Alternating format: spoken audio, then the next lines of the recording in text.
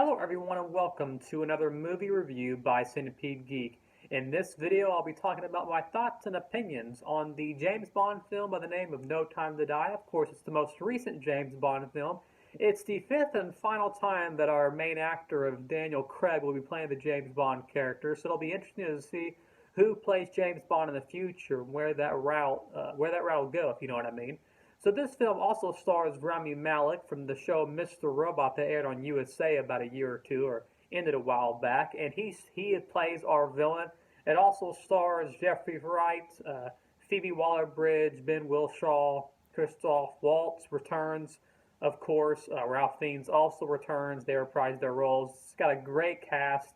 Anna de Armas from the Blade Runner 2042 film. Great cast, very powerful cast behind it that I really enjoyed. Uh, this film, of course, is the sequel also to Spectre that came out in the year of 2015. Crazy to think that there's already been, you know, 6 years or so since our last James Bond film. It never feels like it's that long, but it really has been. And just so everyone is aware, there will be spoilers ahead. Like I said, Rami Malek is our main villain in this one. He wears a mask of sorts. He's got kind of like this black scarring on his face. He actually meets one of our main characters whenever she was a child, and then almost has is almost reunited with her, or she is reunited with her later on. Ends up threatening her, using her as blackmail of sorts. Obviously, James Bond gets involved, and that's pretty much the main plot of No Time to Die. So, what did I think about this movie? Overall, I really enjoyed this one. I thought it was a great and fitting end to our James Bond story. As I said earlier, it is Daniel Craig's last time.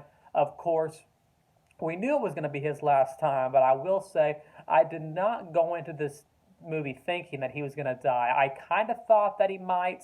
I was like, do they really have the galls to kill off James Bond? They gave him a daughter in this one that, in my opinion, that had some.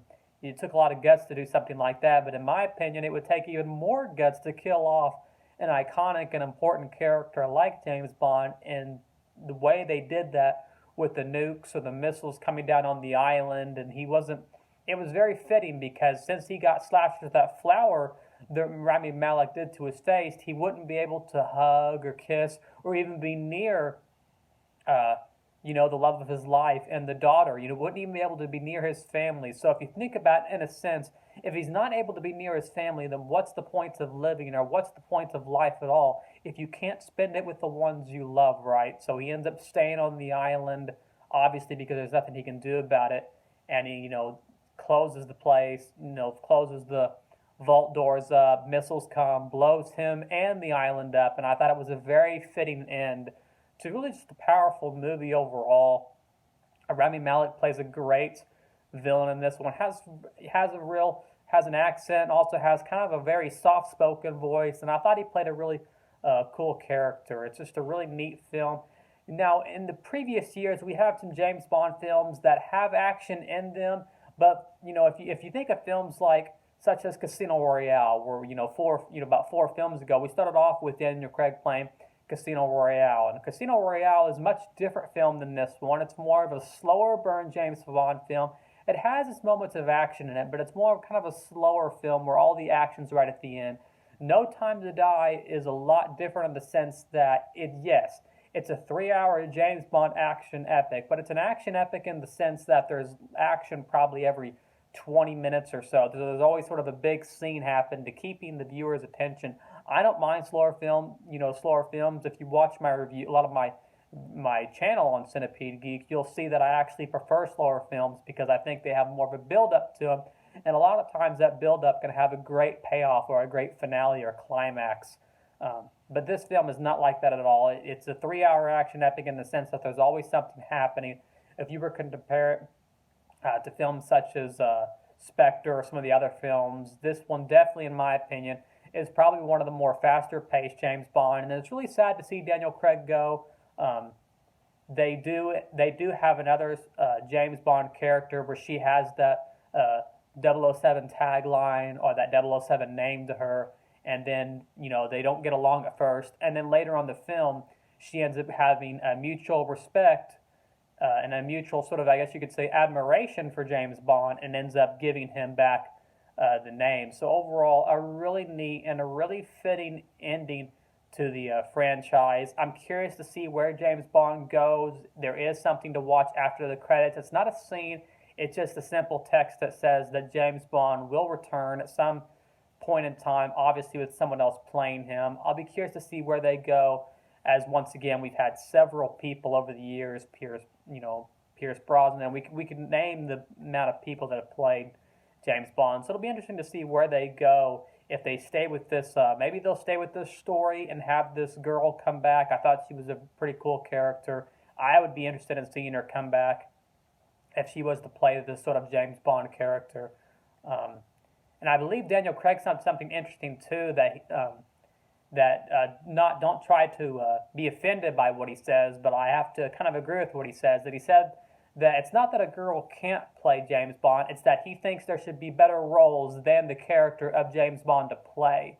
So that's how I took it, at least, that he doesn't think that a girl can't play the character of James Bond, but he thinks that there should be better, more important, more iconic, and more overall just better roles than just kind of a simple spy film, right?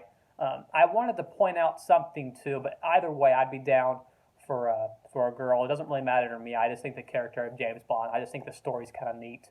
I wanted to point out something that I watched a number of years ago, back in 2014. This is a little off topic. It was obviously about Ian Fleming. If you don't know, obviously that's the book series of the character that James Bond is originally based off of. It was a 2014 BBC America television show that I really enjoyed, and is probably still my favorite adaptation when it comes to the James Bond story. It was about him back when he was a spy during World War II, and it was a show by the name of Fleming, the Man Who Would Be Bond. It was more of a mini series, had one season, consisted of 4 episodes, and I think it's one of those forgotten about sagas that a lot of people have forgotten about over the years. They always think of kind of the older films that have James Bond in them, obviously iconic films, and then we have now our Daniel Craig, more of an edgy, more risque version of James Bond. And this is one that I always think people forget about. This is more of kind of a narrative, more story, a little more romantic based, a little more dramatic in a sense. It does have its moments of action in it, but I think it's a little more dramatic than some of the recent James Bond films. Once again, came on BBC America back in 2014, and it was titled Fleming, the Man Who Would Be Bond. I would definitely recommend it if you're a fan of the James Bond character. Once again, thanks for watching another video review for my No Time to Die. Also really enjoyed the Billie Eilish song that aired at the beginning. It had a great opening sequence, as they always do, and then a fitting song to go with. That was really neat. We've had people like Adele and, do it in the past. Anyways, thanks for watching another video, and make sure to like, comment, subscribe below, and thanks for watching.